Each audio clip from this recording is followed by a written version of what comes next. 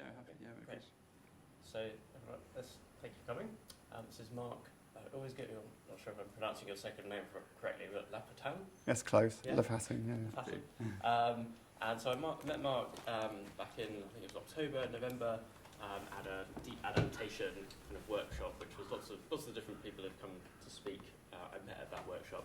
And I'd heard about Marc previously from Jem Bendall, who's written this deep adaptation paper, and heard about some of the work that you've been doing with the Labour Party and communicating. And I guess a lot of the conversations we've had have been around how do we communicate within this area and this particular challenge that we're facing. Because I think, as we all know, the story that has been told for the last 20, 30 years hasn't really been working.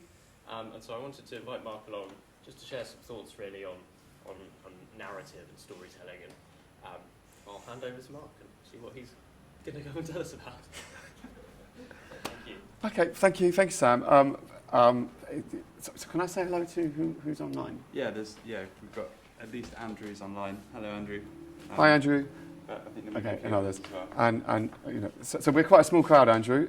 So we're going to make this quite conversational. So if you've got any questions, please tap away, and we can incorporate that into our discussion this morning.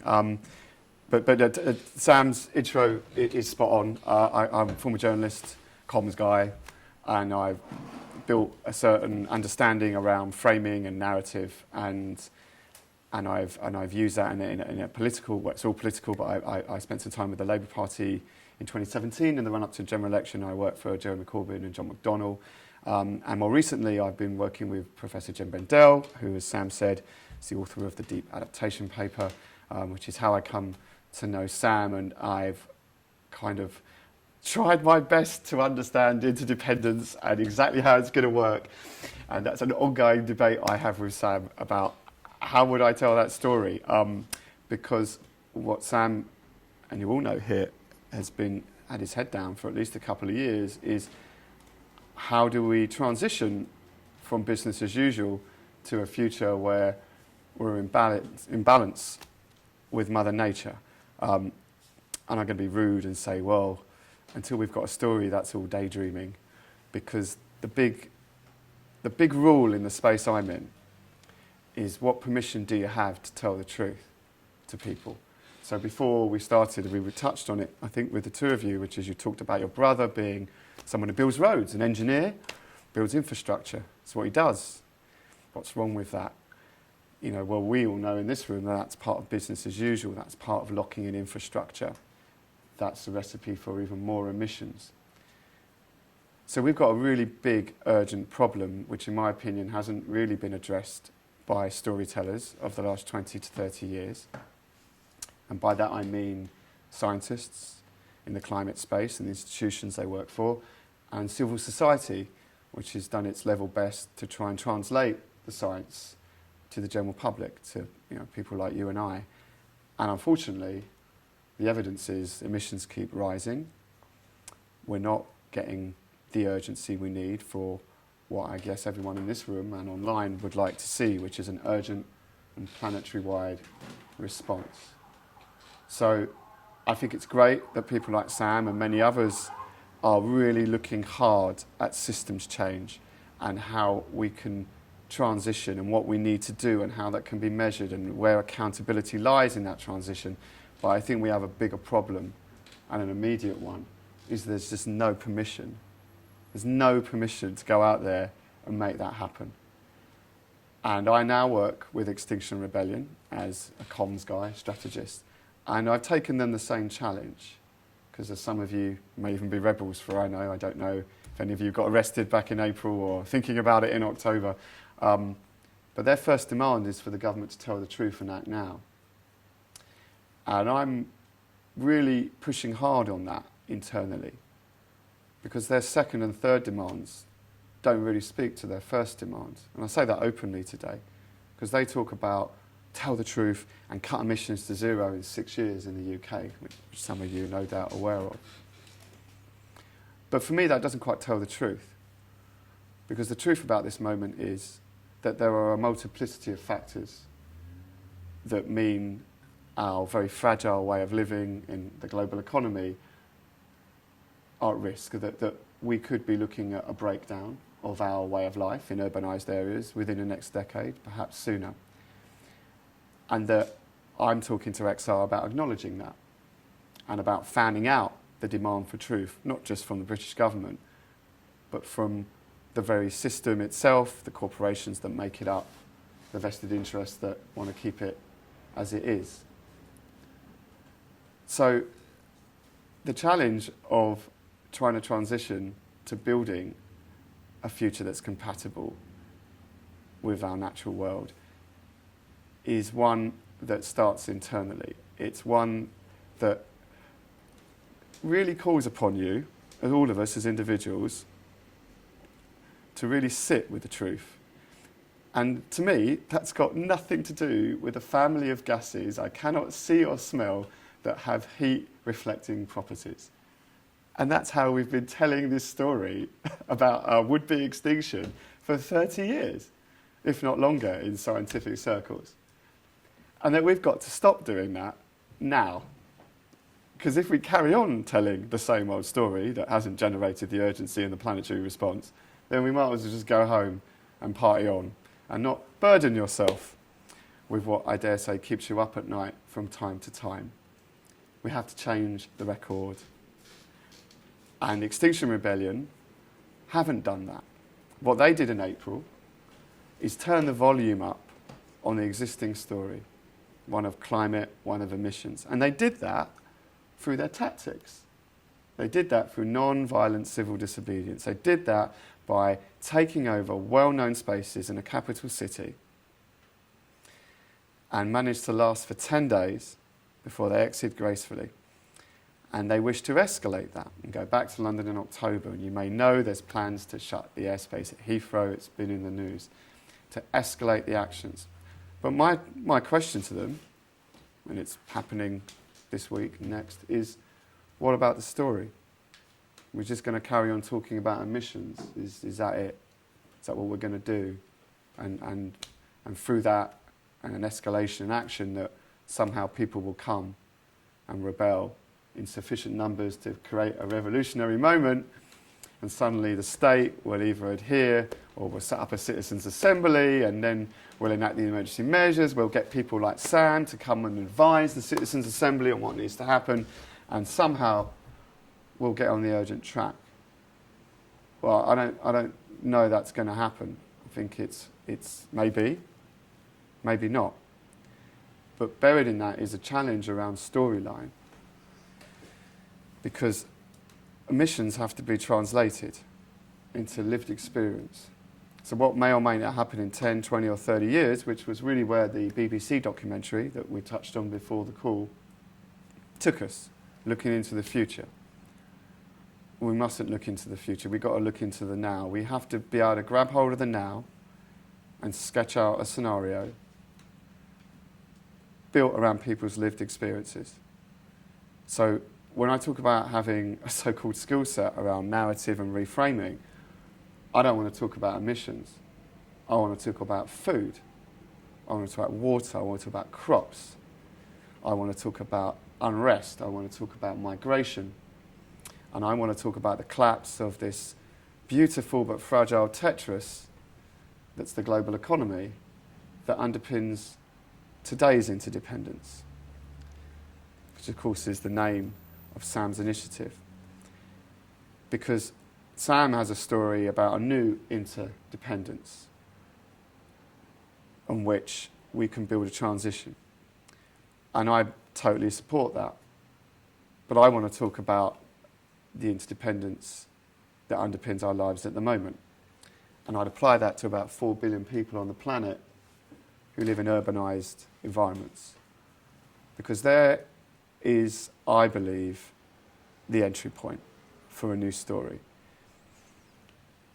Until we tease out that interdependence around globalisation, and I used the video game Tetris as the metaphor because everything you see in the supermarket, all those medical supplies ready for you in case you end up in front of a bus, they arrive at the right time.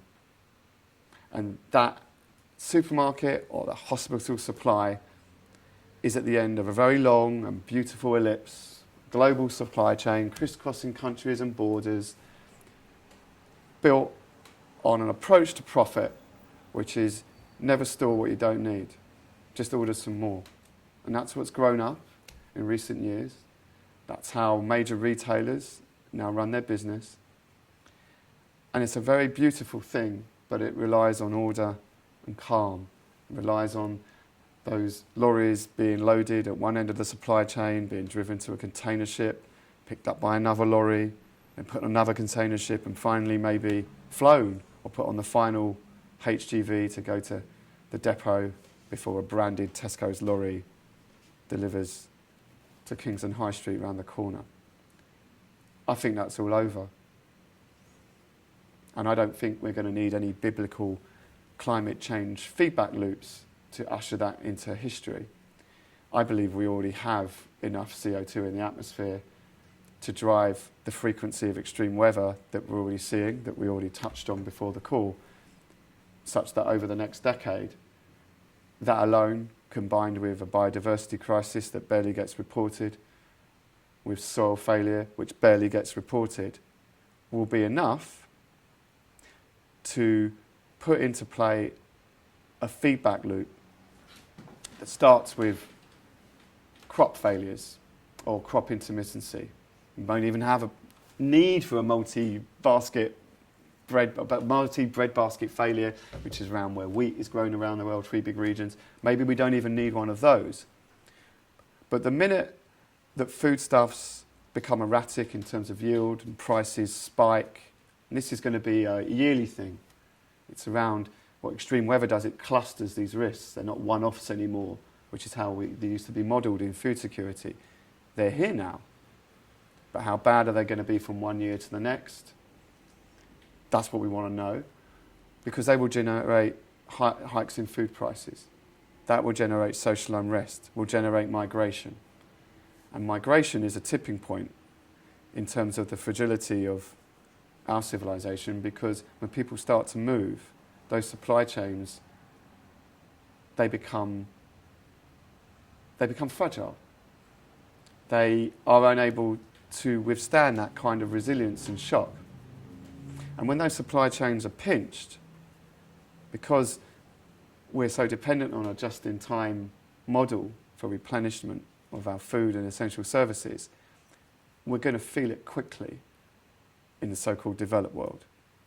So while people may move because their crops are failing, and they're very used to being at the bottom of the pyramid, so to speak, they could have a very quick and catalytic impact on those of us that like to think we're shielded from poverty, from $2 a day, from the things that Oxfam and Christian Aid have been telling us for decades. My view is that comes home, and it comes home quickly because of the way we've designed the global economy. And it's my ambition to work with others to bring that story to life, to be able to show people living in the UK and other developed economies that they're even more at risk than the hungry, who arguably have a certain resilience, that have lived at the very end, at the bottom of the pyramid. But we're not used to that. We don't know what it's like if Waitrose or Tesco's can't replenish in 5 to 10 years, and what are we going to do? Because our interdependence is hidden from us. It's not interesting to us. But it will bring us down. We don't need glaciers to melt. We don't need the sea levels to rise by 2 metres. We don't need the methane to go pop. This is coming because there's already enough CO2 up there, and emissions aren't going south anytime soon. So my view is these shocks are locked in, and this breakdown is locked in. And I'm looking for ways to bring that to the fore, to make that the story. Because if we don't, I don't know another way today, and this is why I'm going to throw it open in a moment, because this I want to be a discussion after I've wanged on, is that it doesn't need to be the story that I think might work. We need lots of stories. And if there's anything that I contribute today, it's that you go away, you talk about this with your peers and networks, and you start working out your way of talking about this. But I believe that the likes of Extinction Rebellion and other civil society organisations, I think we do have a responsibility to make those conversations easier for activists and people who are concerned that ain't going to get arrested or take out a direct debit for Friends of the Earth, but can have these conversations at work, at play, with their families, because the one that we're giving them at the moment, and you, to go and have, doesn't work. And I don't know how much more evidence we need. We had record emissions in 2018. I don't know where we're going to get to in 2019. But it's just staggering that after decades, we've got record emissions. We are trapped in business as usual. The government has just pledged itself to a 2050 net zero target, which is a death warrant. And it thinks somehow that this is an example of leadership. And other countries should look at what the UK said and commit to a similar target. That is business as usual. And business as usual is going to pat itself on the back and take us over the cliff if we don't do something about it. So I repeat, it's really important that the Sam Gills of this world are working on a blueprint for tomorrow. And I'm being a bit disingenuous to Sam because he has invited me and we do talk about storyline. But for me, the storyline is the only game in town. Because until there's permission space, until people are angry enough and aggrieved enough, and there's an offer for them, which is why I think Extinction Rebellion is supremely important in this, because they do have an offer, and that is to join in non-violent civil disobedience. You don't have to get arrested. Some of you already know this. You can come along and bake the cakes, right? Give people tea. Don't have to be on the front line. But it's a very physical experience.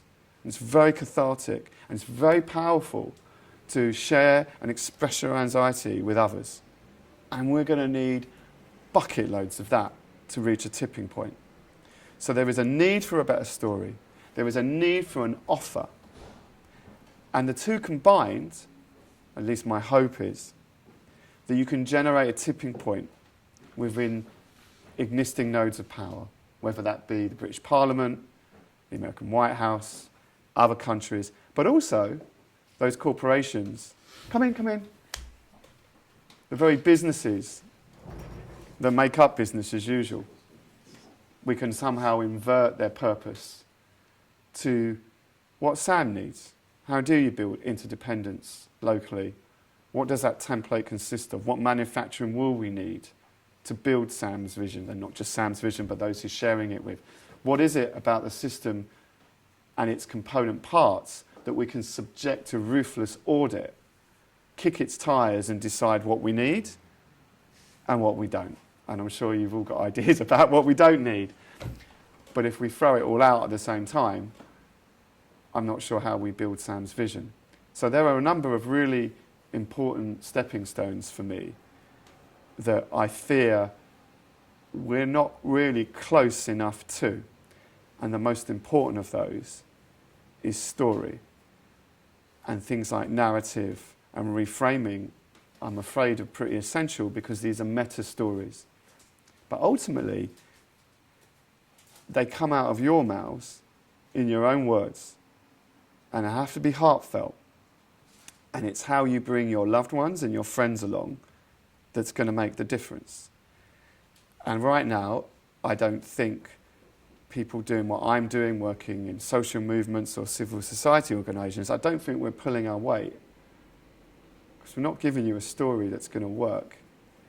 And that's urgent as it is disappointing. And, you know, I guess I'd like to kind of, with Sam's permission, throw open the rest of this time we have together to maybe kick some of this around, but maybe above all to hear why you think I might be wrong.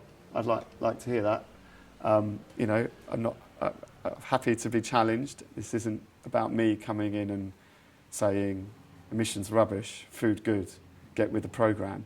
I really want to hear maybe some of your frustrations when you've tried to tell the story.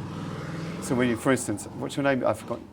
Luca, when you spoke to your brother, and he's a road builder, and you're like, what the hell? It's a road. What do you not understand? We don't, it's, how do we get through that? You know, what is it you need to help him lean in? You know, it's about permission. You know, and we have to respect where people are. You know, we've been living in a certain environment where certain stories have become gospel about our world, bound up with neoliberalism and consumer capitalism, all these big things you can't read blogs about on Medium forever, right? But people live this, right? It's their reality. You know, if you're going to talk about emissions all day long, funnily enough, they're not going to listen. They're going to check out. They're going to reach for the emergency exit in their heads. So I'd like to hear a little bit about what's worked for you, what hasn't, what you think could work, what I've said that you don't think is going to work. So can I sort of hand this back to you, Sam, to, you know, or...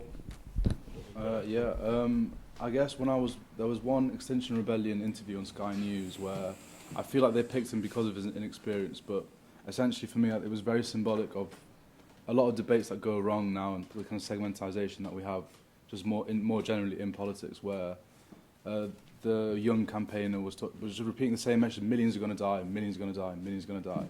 And the interviewer was like, you're being very patronised and we already know this, so what's the solution, what's the solution? And they're never really speaking to each other, they're never really discussing the problem.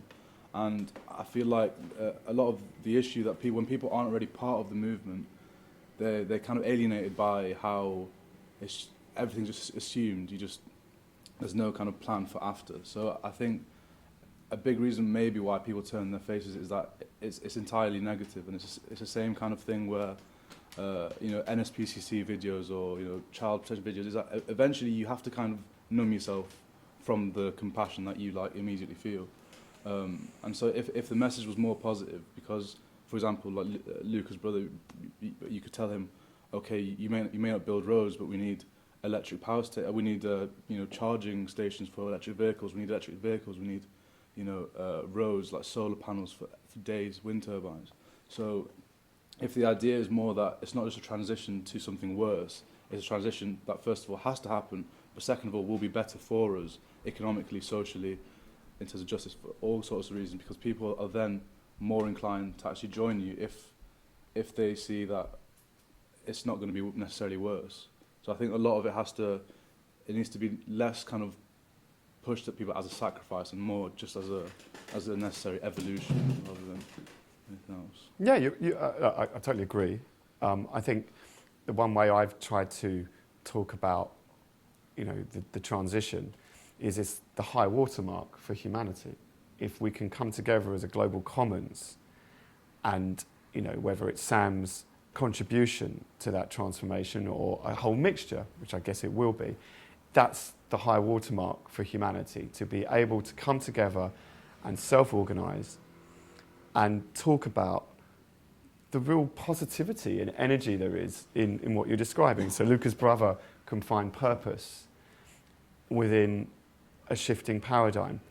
But I suppose I want to draw attention to the first bit, which is millions are going to die, and the reporter's reaction, which is, we know that. Actually, we don't know that, right?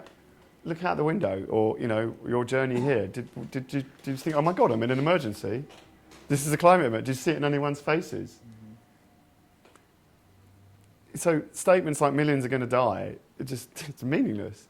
We have to bring that. You know how that starts, in my view, in our environment? I had a lovely story about Waitrose beginning to pad out their shelves with bags of stuff because they were having some problems with replenishment. Now, who knows what their supply issues were? Maybe it was one particular supply of a certain product. But that's a really delicious little metaphor for me because it sounds so harmless. But the first little paper cuts, which is what this is going to be, will be that bounty and that almost human right that me as a consumer can walk into a supermarket and have the world's bounty presented to me at a price I can afford, 24/7, more or less, or opening hours. Whatever it is, that's going to start to fail. And that might be one tiny, tiny step on the way to millions are going to die. But actually, that's tangible. And it starts to interfere with how I identify as a consumer. Because if you can build that bridge to millions are going to die, you might start to get people's attention. But by rushing to the end of the story, there's no power. Yeah. There's no emotion. It's like Oxfam and ActionAid and make poverty history. Well, we didn't, did we, last time I looked, 2005? We didn't. But it was a momentary rallying cry. It raised lots of money.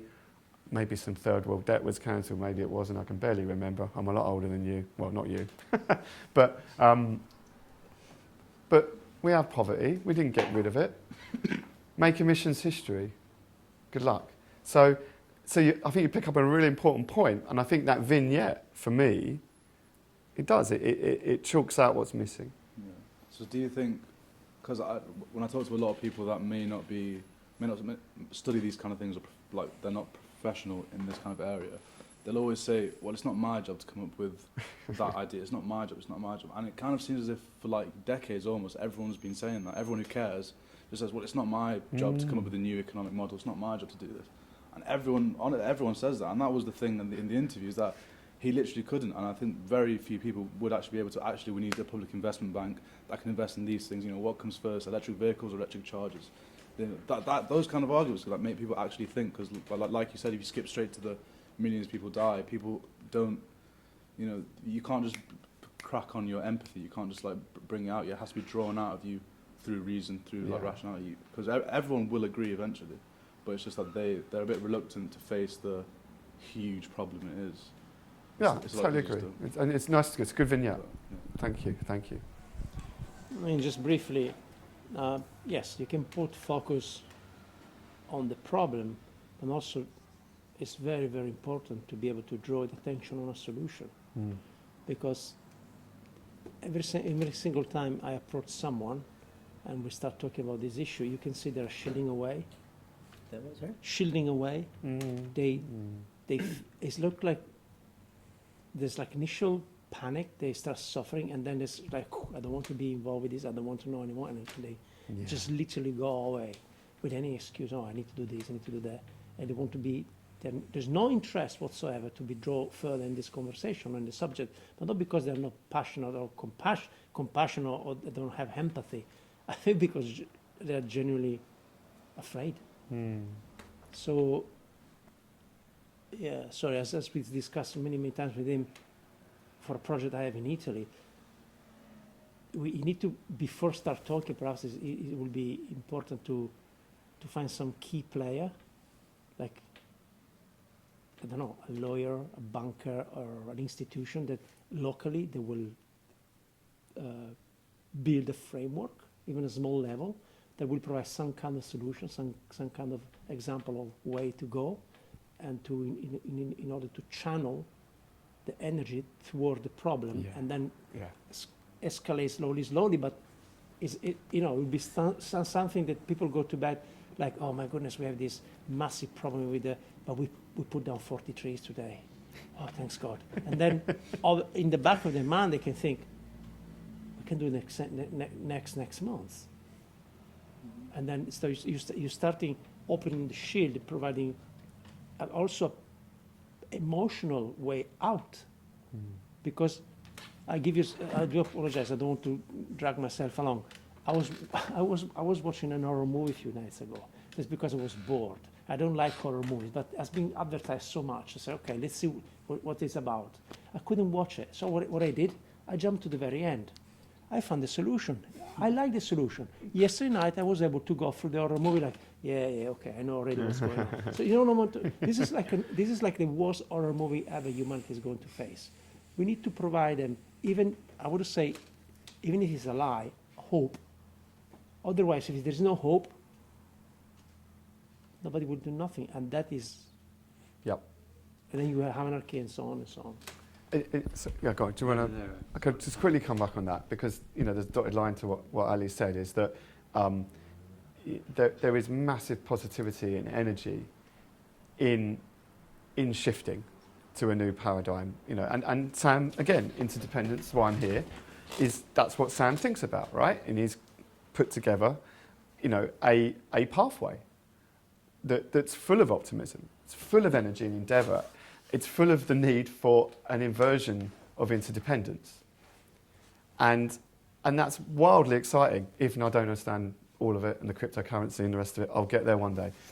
But there is an irony there, look, because there's no shortage of endeavour. There are look at you all here, right? You know, in your own time, because you want to be working on that transformation. We don't want to be going around going, oh, it's terrible, you know, you need to wake up. But we have to get permission. And part of permission is what you've both said. We need something positive. But the bit before isn't there, because you're quite right. You tell someone how terrible it is, they check out. Climate change, it's going to do this, and you know, because it's dripping with uncertainty, cognitively we check out. We're just not wired very well neurologically to think about, oh, what's my life going to be like in 2030, even my child's life in 2030. I mean, if we were all totally appraised and absorbed where we are, no one would bother having a pension, and the financial system would crash at lunchtime. Yeah? Because that is the truth buried in all this.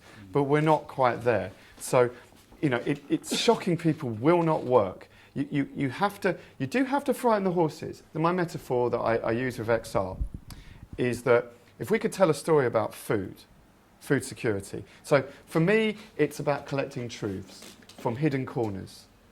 Because all I think about all day long, and when I'm awake at night, is how I can emotionally trigger people. And as I say, I work for the Labour Party, and so I think about voters. I think about how do I get someone to vote Labour who probably doesn't like Jeremy Corbyn very much because they've read too much of the media, and how do I get a Tory voter to stay at home? Because that's part of how elections work, right? You know, you get more votes to turn out, you try and discourage your opponents to turn out. And so with Jeremy Corbyn, who's a die-in-the-wall socialist, right, as you all know, and John McDonnell, they've been doing this for 30, 40 years, talking to very small crowds, right, for a long time. They've been in the wilderness since the 70s, long time. And there they are in the cockpit. An accident of membership rules, Ed Miliband, and everyone thought the Blairites would rise, and Tony Blair went on the record saying how amazing it was that Ed Miliband had changed the rules to enfranchise people and make this party more democratic. I wish I'd done it, he said. Well, turned out a bit differently, didn't it? And you've got John McDonnell, Diane Abbott, and Jeremy Corbyn in the cockpit. And suddenly there's 500,000 members in one of the largest political parties in Western Europe. And those in the cockpit are unapologetic socialists. So the establishment doesn't like this very much. And understandably, the Labour Party leadership becomes very defensive. It's a small gene pool, right? Socialists, they've shrunk down the years. And they weren't doing very well in 2017. And they were worrying about another leadership election. And I work with them, with Jen Bendell, because the following is one of the dangers which we have on our side of this problem, which is we're in danger of holding on to something too tight. And that's what I saw in Jeremy Corbyn and John McDonnell, is that they believe so profoundly in a set of ideals, socialism, that it's very difficult for them to let go of it a little bit. It's very difficult for them to want to translate themselves, to be able to talk to the public and meet them where the public finds itself and bring them towards them. They just want to go out there and say, this is the answer, guys. We're going to nationalise things. We're going to give you back control. We're going to, we're going to build, market socialism, and we're going to stop this nonsense competition and privatisation, and they built a manifesto around it. But what we helped them do was find words. So when they talked about nobody left behind, nobody left behind. How do you feel if I said to you, you're left behind, you lot?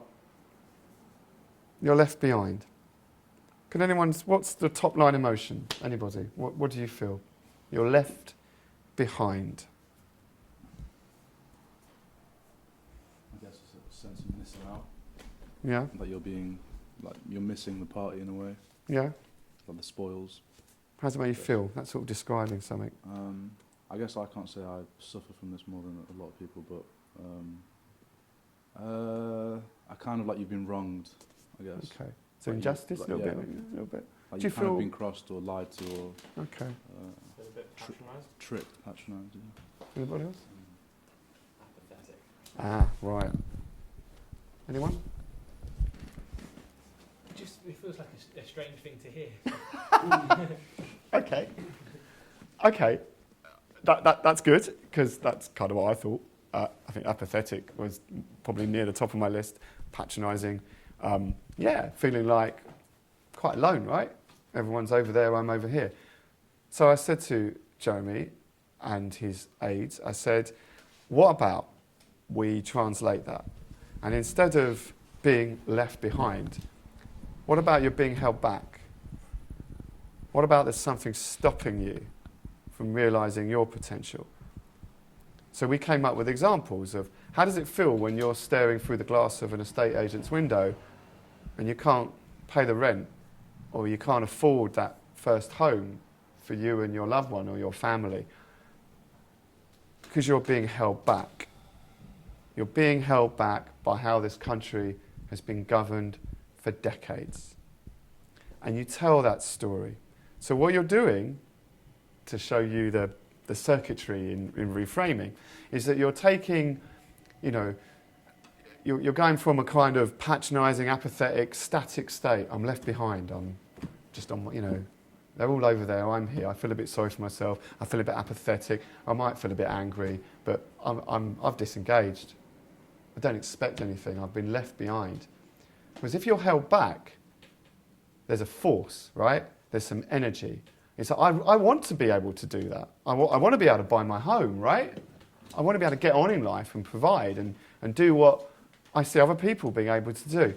But for some reason, I'm being stopped. And as a politician, you need to name that as the opposition, the government. So what we were doing, we were taking ostensibly something around freedom and inverting it so that state interventionism was actually the answer. We were actually inverting what Reagan and Trump had done with framing. The famous quote from Ronald Reagan, "Don't worry, the government's coming to help you." And we're actually saying, yeah, we are. That's what we want to do. Because that is socialism translated. It absolutely is about empowering you. It absolutely is about ensuring communities are equipped, that you're not left behind. So it's an elongated example of the real need to be able to translate something people are desperately passionate about. So in Extinction Rebellion and in green NGOs down the years, campaigners and activists are incredibly passionate. And I dare say some of you guys may have been involved in previous campaigns. But if you want something so badly, unfortunately, a blindness comes with it. And often a reluctance to let people breathe within your vision. And I worry sometimes the way the climate change story is told. So your example, millions are going to die. There's an example. Got to let that go. You have to let that go. You have to come into the now and start with the smaller stuff. Because many activists might think, oh, good riddance to Amazon Prime if they can't deliver next day. I never liked it anyway. They pay their workers nothing. They screw their suppliers. But actually, there's a lot of emotional charge in people thinking, hang on a minute, the supermarkets are looking not quite full, and whoa, Amazon Prime might not be here in 3 or 4 years. You've got my attention. Yeah? You might not like that that's got my attention, because you want me to worry about the millions, right? You got my attention. I'm listening. I'm not quite liking what I'm hearing here. And then you've got permission to say, yeah, and we're worried about the food system, guys. Because, this is kind of how it works. And we don't think the corporations are on it. Or if they are, they're not telling us. They're about their risk assessments and how they're going to go about navigating extreme weather that you're reading about, that your friends, that you go on holiday, and your brother, and you're in the mountains. It's a touch point. You bring extreme weather into their lives. And that's the size of it. So, sorry, I'm sort of violating my own rules by talking. Go on. Sorry, can you just that last bit again about bringing in the touch points? Did you mean about sort of any extreme weather? Is that kind of what you're saying? Yeah, because extreme weather is we all know weather, right? We all know food. We don't talk about, I can't see you tomorrow, I'm going out for some emissions. You know, you say, I can't see you tomorrow, I'm going out for a drink, I'm going out for dinner. So it's extreme weather is real and reported. It's not an unknown thing. And what we're trying to say in the story is that there's going to be loads more of it. And that's not a great leap in imagination, because talking about weather, we're talking about too much sunshine at the wrong time, we're talking about too much rain at other times, and there were lots of people who have gardens to, you know, try and grow the odd plant. There were loads of people that own allotments that know nothing about emissions, but they can tell you when the frost comes at the wrong time or it's too wet, they don't have a crop. You can do that at an individual level, you know, and what we're trying to do is take that experience of your back garden and show you that's what's playing out in the world. You know, sorry, go on. Do you think that a big part of why there's been that kind of shield that like Luke was talking about as well was that so much of the movement is kind of, it's like a lifestyle choice so much. There's a way of dressing, there's a way of speaking, there's a way of going out that people do the same things. And but that same interview, Sky News one about the Extinction Rebellion, he literally said, aren't you just a bunch of privileged middle class kids making some noise in the streets? And it's the whole kind of snowflake generation, it's the whole kind of Twitter anti, you know, the liberal elite kind of stuff. All that talk is a part of the same string of kind of, they've placed an image on vegans as well. It's that same group. And so I think a big part would be, so do you think part of the failure is that we've not gotten away from that? We've not tried really hard to be very serious, to, you know, to have the focus on experts, to be like, no, we're not like a kind of cult, we're not like a group, we're literally a bunch of different people from different areas united by this one serious problem. So if there was less kind of, even though it doesn't bother me, but if you, so people are annoyed when they see somebody, you know, like when they're spoken to by a hippie for like whatever reason, but the point is, it's like, it's very much to do with PR. Like you have to win the public, no matter how annoying it is, to kind of win them over. So do you think, like moving away from that, like how do you reach out to those other groups? To how does, you know, an artisan barista link up with a banker on their common kind of belief in like climate change? Okay. Do you want to put your comment in as well? And yeah, I mean, it kind of follows on from a bit about what you were saying about messaging within the Labour Party, but I wonder if there's a narrative about empowerment which perhaps feeds into a critique of the current model, whereby even just like the supermarket example you give is an example of a degree of detachment from the real seeds of power. So actually where food is grown, actually where money is made, where energy is made. There's so many degrees of separation that we have between us and those that productive capacity that it engenders a sense of disempowerment amongst everybody, because we are conditioned to give up that power to these institutions that we see. They are the face of these resources, this interaction with society, and I wonder if maybe a narrative that acknowledges that and kind of gives people a pathway out of that, you know, just accepting the powers that be, is maybe a bit more empowering than let's rip up the roads. Let's, you know. yes, I think that's very well put. And yeah, I'm going to make some notes after that. And I will speak to the point about the messenger, which is what you were saying. Yeah, it's very well put, because there is this, you know, and we see success in around, you know, the kind of the Leave the EU campaign, the Take Back Control, the emotion that people like Nigel Farage as a messenger, spectacularly successful. And there is a strand in this storyline around taking back control, about not surrendering to today's interdependence. So it's something very powerful, Sam, that's coming to me, that there is a mirror in your storyline, I think. And I think you've kind of sketched it out. Is it Julie? Yeah, Julie. Is that, you know, interdependence is going to be with us forever, right? We will be extinct without interdependence. But we have constructed an interdependence that will take us to extinction if it's not arrested, or certainly to a horrible, violent collapse of some gargantuan proportions. And that I think you're right.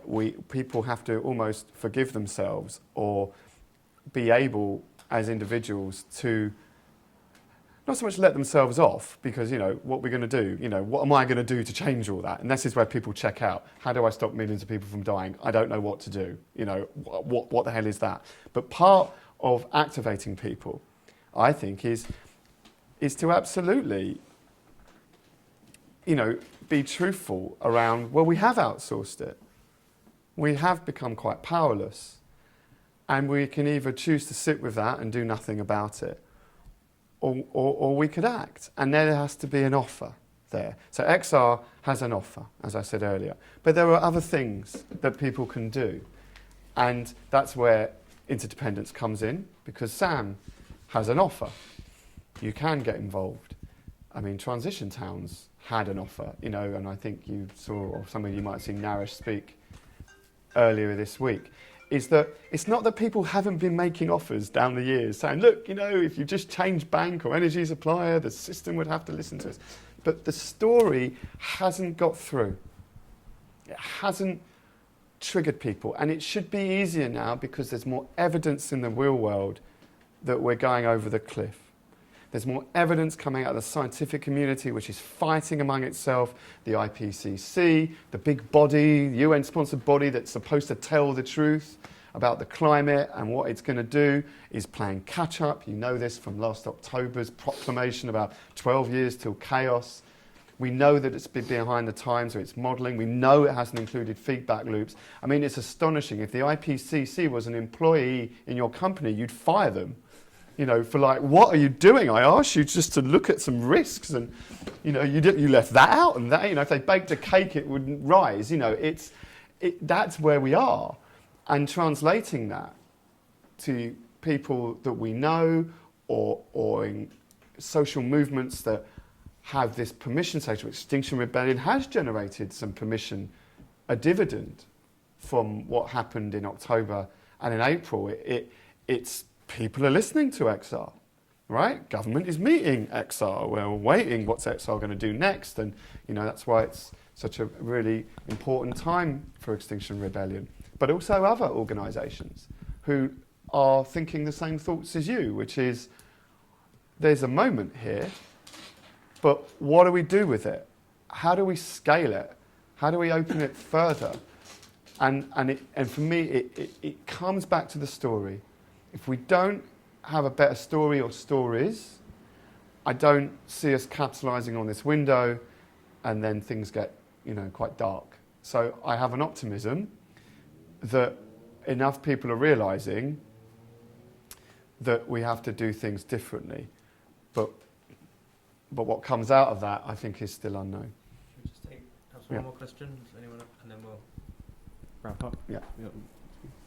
Yeah, I mean, I think what you're going for about kind of like bringing it back to your example as food rather than emissions is very, very, very important. And I think the fact that the climate action's kind of seen still as like a charitable cause is extremely weird right now. And that save the earth is still a kind of leading phrase of the climate movement. As though it was some kind of generosity towards the natural world, and again a sort of charitable issue. And I do think that a lot of work needs to be done to just always be bringing it back round to the direct effects that it's going to have on people's lives. And I kind of feel that even there can almost be some dishonesty about it in terms of campaigners' true motives, and that I suspect that it may be much better to focus on things like small particulate pollution and the deaths of children in the city that people are living in, rather than focusing on CO2 emissions from the same vehicles. Even if what the campaigner is genuinely worried about is global warming, that it's necessary to always frame it in such a way that the issue for the people that they are speaking to is direct, immediate danger. And I think we're a long way behind that kind of thinking. And yeah, I liked your phrase about you can't go out for emissions, because it's true. Like, it's weird. I mean, you know, if you study it enough, then like, you know, obviously emissions start to correlate with, you know, all the direct effects that, you know, will eventually come from it. But it's true. I mean, like, mostly it's meaningless. It's a meaningless phrase. It's not. No one needs to bring down emissions. That's not like an important thing on anyone's like daily to-do list. Did you have another comment, Luca? And I had a comment, but I'm a bit puzzled. I was wondering why a group like Extinction Rebellion wouldn't go straight into politics, and then I realized there is the Green Party already there. So, what is the missing bit? Why the Green Party was not successful as Extinction Rebellion, and how Extinction Rebellion can put himself in a position of the Green Party, and avoid the mistakes and do something for real. So I have no idea what's going on at that level. So I can respond to, well, I totally agree, and thank you. Yeah, and I think it's a really creative space, and I take your point about air quality, particulates, and I know a couple of the NGOs have tried, you know, legal cases around air quality. The thing is, air's invisible as well. You know, it's just like, why aren't we exercised about that? I mean, indoor air pollution kills over 1 billion people a year. Or is it? Yeah, 1.2. It's terrible. It's 1.2 million. It's not billion. No, that would be truly ghastly.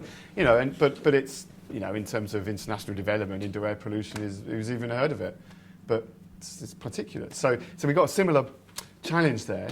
But it's real though, and it's probably easier to get that across than CO2.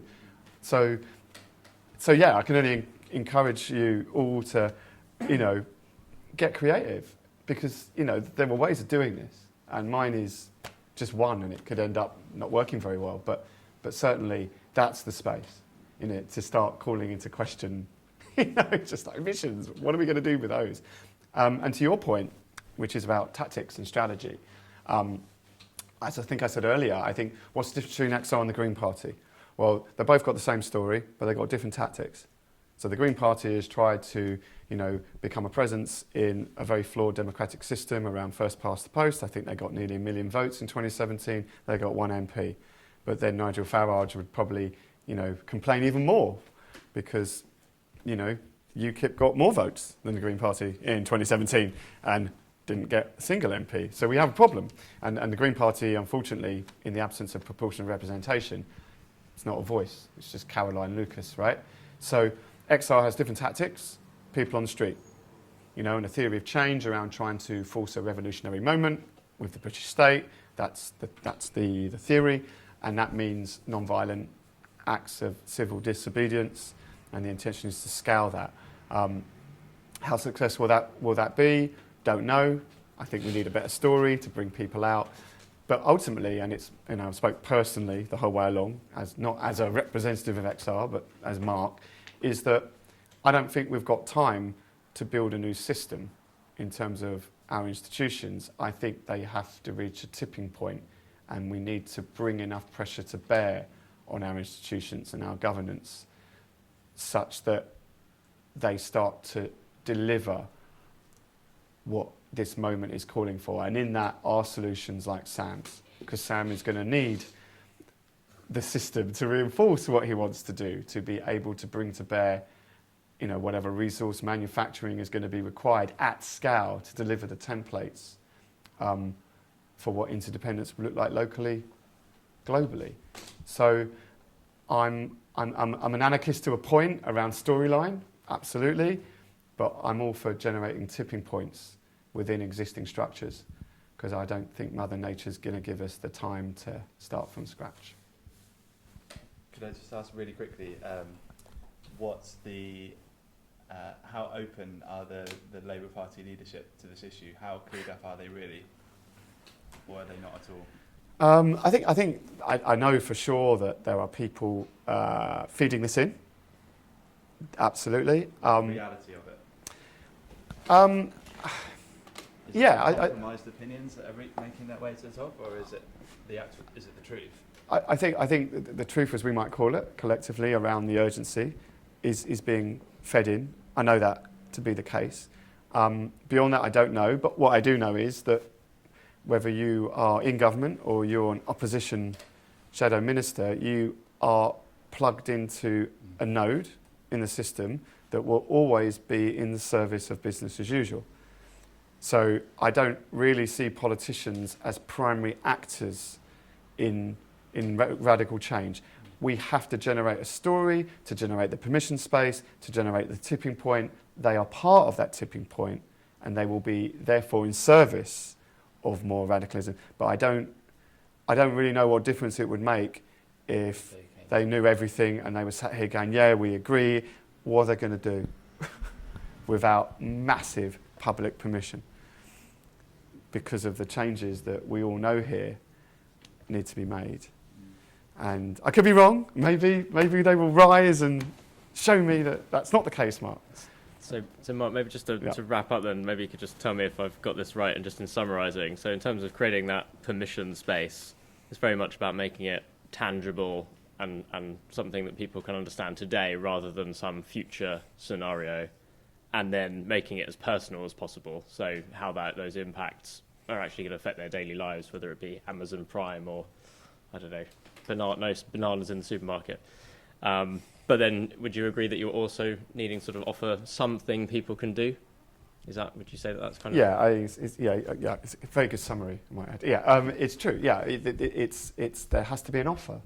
I think that's a point that several of you made, particularly yourself, Ali.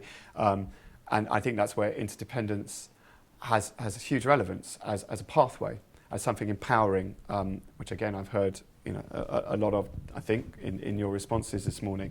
That it's not enough to get people's attention. That's hard enough, but it's not enough, because it's fleeting, it's momentary. People want to withdraw, they don't want to be there. But if you can leverage that attention, that permission to engage, whether it's Sam's story around interdependence, whether it's a campaign around shifting bank, but by the millions, because that would send shockwaves through the financial system. It should all be kind of trained on the pressure points. It goes back to this example I made about inoculation. Yeah, you've got to give a little bit of the disease to people for them to really get active, and that's ultimately a positive thing, because I think it totally plays in interdependence and why it's got to happen. Well, thank you so much, Mark. Pleasure. Thanks for listening.